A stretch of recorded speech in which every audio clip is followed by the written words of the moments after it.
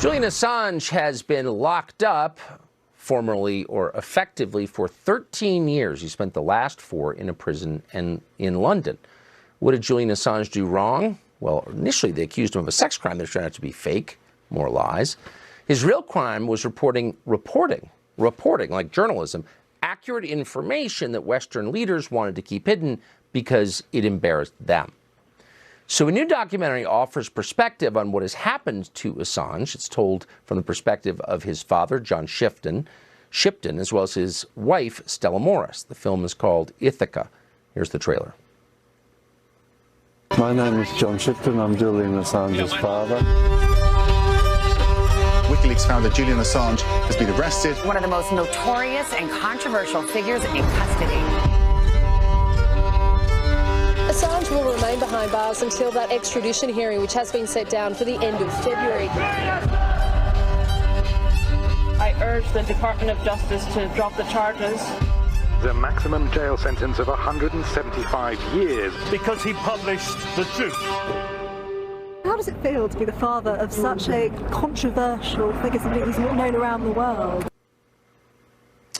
John Shipton is Julian Assange's father. Gabriel Shipton is his brother. Both of them join us now. Thank you both for coming on.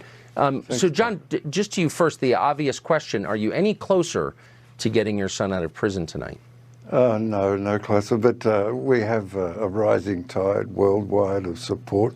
Every parliamentary democracy in the Western world has an Assange support group within it.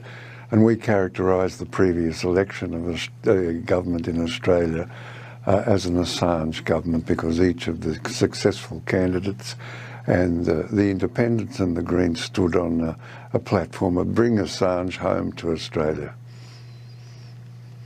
So, and he should be. The malice that's been directed toward him tells you a lot about the people directing it. Gabriel, let me ask you, what are the impediments? Who is standing in the way of this, if we could put a finer point on this? Who's preventing your brother from getting out? Well, the National Security DOJ are the ones who are behind this prosecution of Julian.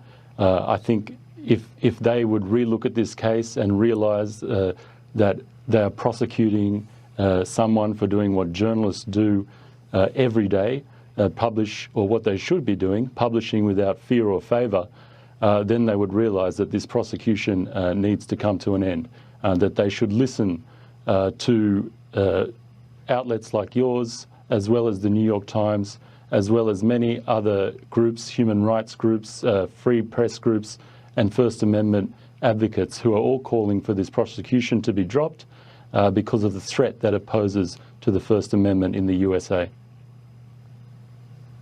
I don't understand, John, how politicians can get up and say they support democracy and simultaneously support the imprisonment of a man for telling the population what the government is doing in its name. Yeah, I don't understand it myself. You know, the goal of the United States Constitution is, of course, the rights and, of course, fundamentally, the First Amendment. Why they want to truncate their own magnificent gift to humankind has got us beat. But we keep on, and we keep on getting more and more support. I think we've got 52 screenings around the United States with Q&As, so if people come along, they can get the full story and ask a question of anything they doubt or want to know further.